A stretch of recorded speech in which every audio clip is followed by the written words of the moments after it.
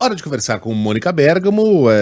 Como a gente já está habituado, a Mônica está trazendo furo atrás de furo nessa história do governo brasileiro com Israel. E a Mônica tem informações sobre os bastidores, né? E das razões do presidente Lula para chamar de volta o embaixador. A história está rendendo, hein, Mônica? E por enquanto, o silêncio do presidente. Bom dia para você. É isso, Megali. Ontem você falava, né, que o presidente poderia ir a Auschwitz, né, e seria uma forma de um pedido de desculpas e tal, e depois a gente fez até uma brincadeira que ele já tinha até pousado no Brasil. E estava naquela dúvida se ele iria ou não pedir desculpas, ou se ele iria contornar de alguma forma o mal-estar, né, que não é um mal-estar com o Benjamin Netanyahu, é um mal-estar com a comunidade judaica brasileira quase que toda, se manifestou através de diversas entidades de diferentes matizes aí contra essa fala do presidente. Agora, a decisão ontem foi no sentido, vamos dizer, oposto, né? A decisão do Lula foi a de chamar de volta para o Brasil o embaixador do Brasil em Tel Aviv, o Frederico Meyer, e essa decisão foi tomada, Megali, depois de uma longa reunião do presidente com assessores diretos, com ministros. A conclusão foi a de que, naquele momento, o presidente brasileiro teria que dar uma resposta à resposta de Israel às falas dele, né? Porque houve uma compreensão, Megali, em setores importantes da diplomacia brasileira, de que o Lula errou na fala, né? De que comparar o que ocorre em Gaza ao Holocausto, com o Holocausto, provoca tensões desnecessárias, que inclusive integrantes da comunidade judaica que apoiam e respeitam o presidente ficaram contrariados e indignados. A gente mostrou isso aqui ontem. Agora, a forma como o presidente de Israel, Benjamin Netanyahu, reagiu ao Lula, dizendo que ele deveria ter vergonha de si mesmo, e especialmente a forma como o embaixador brasileiro foi tratado em Israel, levaram o governo brasileiro não apenas a não ensaiar qualquer reposicionamento, né, pelo menos até ontem, Lula ainda vai ter muito tempo para fazer isso, mas ontem não ensaiou nenhum tipo de reposicionamento. A primeira-dama, Janja, foi às redes sociais dizer que tinha orgulho do Lula, né, e deu o primeiro sinal de que não haveria nenhum recuo, nem reposicionamento, pelo menos por enquanto. Não só houve essa decisão, como houve a decisão de chamar o diplomata, o embaixador brasileiro em Tel Aviv de volta, num gesto que explicita contrariedades com Israel. O embaixador, como a gente também noticiou aqui ontem, ele não foi chamado para uma reprimenda na chancelaria, ele foi chamado para receber uma reprimenda num museu, o Museu do Holocausto. Ele foi exposto publicamente diante da imprensa toda, ele ouviu a reprimenda em hebraico. Depois o chanceler disse que o Lula era uma persona não grata em Israel em hebraico, uma língua que o embaixador não domina completamente, então estava uma coisa confusa, e ele foi, nas palavras do assessor Celso Amorim, com quem eu conversei ontem, assessor especial e ex-chanceler, assessor especial do Lula para assuntos internacionais, foi um show humilhante, né? Segundo o Celso Amorim, foi um show humilhante, não apenas para o embaixador, mas para o Brasil, porque o embaixador representa o Brasil. O Celso Amorim disse que foi uma atitude totalmente descabida da diplomacia israelense, que ele não conhece precedentes em situações semelhantes. Então a decisão ontem foi essa, né? Por isso o Itamaraty chamou o embaixador de volta, o brasileiro que estava em Tel Aviv, e chamou o embaixador de Israel, que está no Brasil, para conversas também, para manifestar contrariedade. Conversa fechada, conversa mais discreta, mas ela aconteceu. Portanto, essa, o Megali, foi a consequência, né? A gente está vendo aí que, em vez de a fervura baixar, ela deu uma aumentada ontem. Claro que a diplomacia vai trabalhando para minimizar, né? Até perguntei para o ex-chanceler Celso Amorim se ele via a possibilidade de um rompimento de relações diplomáticas. E ele disse que não é o desejo do Brasil, obviamente, que se chegue a esse ponto, e que é preciso ter algum tipo de diálogo para ver se se chega pelo menos a uma situação em que os ânimos esfriem, Megali. Ô, Mônica, as pessoas se comunicam, né, por hipérboles, por exageros retóricos propositais para defender um ponto de vista. Isso é normal.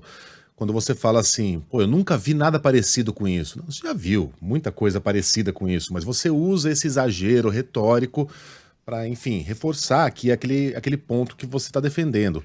Quando as pessoas chamavam, por exemplo, o Bolsonaro de genocida pela sua atuação na, na pandemia, aquilo, sim, muita gente acreditava naquilo mesmo, mas para a maioria das pessoas era uma hipérbole, era um exagero retórico, né? Ele teve uma atuação tão desastrada e tão deliberadamente assassina que você pode chamá-lo de genocida, embora o que aconteceu ali esteja longe de ser um genocídio. O genocídio, para acontecer, primeiro, precisa ter a intenção de você acabar com um povo, acabar com uma etnia, e isso não se encaixa no que aconteceu na pandemia aqui no Brasil. Mas enfim, dá para você usar isso como um exagero retórico. Cenas de guerra, por exemplo. As pessoas utilizam muito a cena de guerra depois de uma destruição, um grande deslizamento e tal. E não é efetivamente um cenário de guerra, né? Não é, mas é para você se fazer entender melhor. Caos no trânsito é outro também. Caos no trânsito, enfim, são infinitos aqui os exageros. Por que os exageros retóricos não são geralmente aceitos quando a gente fala do Holocausto, sendo que o Holocausto não foi o único genocídio da história da humanidade? É porque os judeus são mais especiais do que os Hutus e os Tutsis, lá em Ruanda? São mais especiais que os armênios? Não. É porque o Holocausto teve elementos que são únicos, que jamais se repetiram na história da humanidade, e isso não é um exagero retórico, isso é uma realidade. A decisão deliberada por meio da solução final de você eliminar da face da Terra, sem o contexto de uma guerra étnica, um povo particular, é próprio do Holocausto. A criação de máquinas de guerra... mas o que Ruanda fez não foi um extermínio em massa? Foi, mas não houve a criação de um aparato parecido com os campos de concentração, com suas câmaras de gás, a máquina de matar. Aquilo é próprio do Holocausto e apenas do Holocausto. É por isso que o Holocausto é único, embora o planeta já tenha convivido com vários genocídios, inclusive com um número maior de mortos. Se você for pegar a Grande Fome na China, se você for pegar a morte de ucranianos durante o período de Stalin na União Soviética, a gente vai estar falando de mais gente. Mas eu não tô aqui colocando um como pior ou melhor que o outro, porque a gente não faz balanço de pilha de corpos. O que eu tô dizendo é que o Holocausto, por esses elementos todos, é algo único. Perseguição que extrapolava território também, né? Exato. Não era um território único, né? Uma perseguição e mortes que aconteciam independentemente de territórios, né? Limites, o governo nazista fronteiras. se aproveitou ali do contexto de uma guerra para tentar eliminar da face da terra uma etnia toda, um grupo étnico e religioso inteiro. Né? Isso é inédito na história da humanidade e nunca se repetiu. Portanto, esse tipo de... E aí eu volto ao início do argumento. Esse tipo de retórica exagerada, hiperbólica, utilizando o Holocausto, geralmente não é aceito. E não é aceito por qualquer um. Veja, um ministro de Bolsonaro foi demitido no dia seguinte porque ele fez um vídeo meio que imitando os trejeitos do Joseph Goebbels, que era o propagandista do nazismo. O Alvim, o Roberto Alvim, ele não propagandeou ali eliminação de raças, ele nem falou de judeus.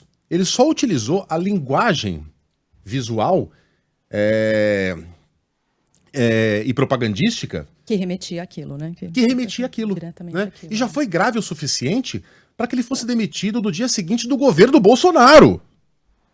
Tá? Então esse tipo de comparação, de hipérbole, eu vi na coluna da Mônica hoje que tem um grupo de judeus que é um grupo muito comprometido com a causa palestina, enfim, muito crítico ao governo de Israel, que tá achando que o Lula foi muito bem, que ele meio que externou ali o sentimento, embora tenha exagero, blá, blá, blá.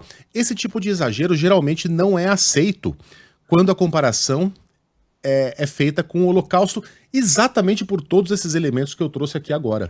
Especialmente quando sai da boca de um presidente. Não foi aceitável quando aconteceu algo parecido, menos grave até, na boca de um ministro da Cultura de Bolsonaro. Por que seria aceitável na boca de um presidente da República numa viagem internacional? Não é muito difícil entender. Diga lá, Mônica. Não, você tocou aqui no ponto, quer dizer, eu acho que é o seguinte, essa comparação, Megali, ela já foi feita por historiadores, ela já foi feita por muitas pessoas. Quando há uma disputa política dentro mesmo de Israel, eu estava lendo aqui alguns artigos falando, né, que há, volta e meia, um chama o outro, né, compara o outro, chama de nazista e tudo, quer dizer, que é totalmente impróprio, mas isso acontece no calor da disputa. E aí eu mandei para um diplomata ontem esses exemplos aqui, trocando ideias, e ele me respondeu assim: sim, Mônica, mas o Lula é um chefe de Estado. Quer dizer, então essa é a diferença, ele não estava ali na condição de historiador, ele não estava ali na condição de pensador, ele não estava ali. Agora, o grande problema da fala do Lula é isso, quer dizer, ele que a gente mostrou um pouco aqui ontem, ele acaba criando problema até para quem o apoia, né? Quer dizer, para pessoas da comunidade judaica que veem no Lula uma voz importante para se tentar um cessar-fogo que eles, integrantes da comunidade judaica, defendem, né? Claro, sempre exigindo que reféns sejam devolvidos, os reféns israelenses voltem para Israel, sempre em determinadas condições, não um cessar-fogo puro e simples. Mas ele cria problemas até para as pessoas que se identificam com ele e que o apoiam, que tem que fazer toda uma ginástica para seguir defendendo de alguma forma, né? Então, esse é o problema, quer dizer, foi uma fala, ele não ganhou nada com ela, ele não avançou 1 milímetro no que ele quer, que é colocar foco no que está ocorrendo em Gaza, o assunto foi desviado, a gente fica aqui discutindo o que ele falou e não o que está acontecendo lá, então, obviamente, que não foi uma fala feliz, né, Megali? Agora, antes de terminar, depois eu queria falar. Tem coisa que a gente fala, já falei tantas vezes que não precisa repetir, mas precisa. Nada disso suaviza a gravidade do que está acontecendo em Gaza. A selvageria, a brutalidade, os assassinatos de civis, de crianças, os crimes de guerra, tudo isso está acontecendo de fato. Tá? Quando a gente fala aqui que a comparação é descabida, não é porque não está acontecendo nada demais em Gaza. Tá sim. Está acontecendo um massacre de verdade, uma resposta absolutamente desproporcional a um crime de terrorismo que foi cometido contra Israel na forma de crimes de guerra. Israel perde até a autoridade moral de reclamar do terrorismo contra civis quando vai lá e faz o mesmo contra a população civil da Palestina, da faixa de Gaza aqui especificamente, dentro do contexto de uma resposta ao terrorismo. Então é importante que a gente diga isso o tempo todo, porque, como a gente disse, as pessoas só ouvem o que querem. Mas diga lá, Mônica. Não, é que eu estava podendo mudar de assunto um pouquinho, só para finalizar aqui meu comentário. Claro, por favor. Vocês estavam falando do Morumbi, eu estava escutando atentamente, né? E eu entrevistei o presidente de São Paulo, Júlio Casares, e a gente falou dessa questão do Morumbi. Eu preciso contextualizar, porque aquilo foi no horário local, tá? Tá. E muita gente não ouviu. A gente comentou aqui que tem muitos órgãos de imprensa que estão evitando usar o nome do estádio do Morumbi hoje, que é Morumbis, né? Depois do naming rights, o nome virou Morumbis, por causa do chocolate bis. Igual acontece com o Allianz Parque, igual acontece com a Neoquímica Arena, com o MetLife Stadium lá em Nova York. Tem inclusive um Hershey's Stadium, pra gente falar de chocolate também lá nos Estados Unidos. Então esse é o nome. Mas acho que como é muito recente e as pessoas talvez relacionem chocolate com uma coisa de menos gravidade, né? Uma coisa que tira o peso, mais festivo, estão evitando usar esse nome dentro do contexto do velório do Abílio Diniz. Era isso que a gente falava. Mas é o nome do estádio, né? Era isso que a gente falava no horário local, pronto. Mas aí eu estava conversando com o Júlio Casares, que é o presidente do São Paulo, sobre essa questão, né, do naming rights. Então, falando do romantismo do futebol, quando ele era criança, ele ia com o pai dele lá, não tinha nem cadeira na arquibancada, e eles atravessavam a cidade toda comendo sanduíche de mortadela que a mãe fazia, tudo mais. E hoje ele tem que ser um pouco business ali como presidente do São Paulo. E aí nessa decisão de mudar o nome, porque uma coisa é o Itaquerão, que é um estádio novo, você botar um nome lá. Outra coisa é mudar o nome de um estádio como o Morumbi, né? Outra coisa é você mudar o que foi fundado em 1960, né? Tem 50 anos. Quantos anos tem o Morumbi aí? Morumbi tem 70 anos de idade. 70 anos de glórias. O Pacaembu, como é que você muda o nome de um estádio desse, né? Então ele falou que foi uma ginástica muito grande e que porque eles sabiam que era difícil pegar um novo nome.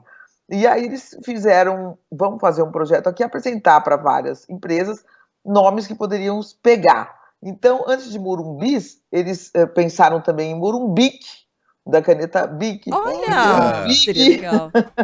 Do Big, do supermercado. E aí chegaram a Morumbis e foram à empresa e conseguiram o patrocínio, né?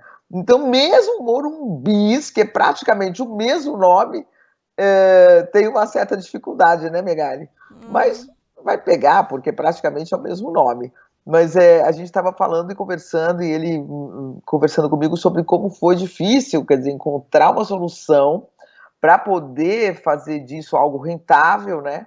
Que um clube precisa ter recursos para ter um time competitivo. Ele falando toda a equação lá, e aí contou esse episódio específico aí do Morumbi, Morumbis, Morumbique, Morumbig, e até que se chegou a Morumbis, e mesmo assim ainda tá um pouco difícil, né, Megali? Chico Greter, Morumbis é uma piada, Mas é o nome, Cara, gente. é o nome do estádio, brother. Eu frequento igualzinho Casares. Não tinha assento, a gente esquentava o bumbum lá junto com meu pai. Chegava 3 horas antes para pegar um lugar bom, porque o estádio lotava com 130 mil pessoas. Hoje não cabia nem 70, enfim. Eram outros tempos. E eu também ele tenho falou, dificuldade. os times entravam separadamente, né? Eu também peguei um pouco isso. Entrava aí as torcidas faziam competição para ver quem estava mais forte. A união era só quando o juiz entrava, né? Que daí era unânime, vai. Era mais romântico, mas enfim, se você quiser ser romântico hoje, você vai comer ratazana no jantar. Você precisa de grana para manter uma estrutura dessas, né? É a vida, ué. Eu também achava mais bacana quando era só cimentão. Quando ir no estádio era uma experiência que demandava um esforço tremendo e tal. Era mais bacana, mas enfim. E você tá achando uma piada, o São Paulo abre a maleta e te mostra 75 milhões de reais, você vai começar a achar coisa bem séria. Mônica, beijo pra você até amanhã. Até. Valeu.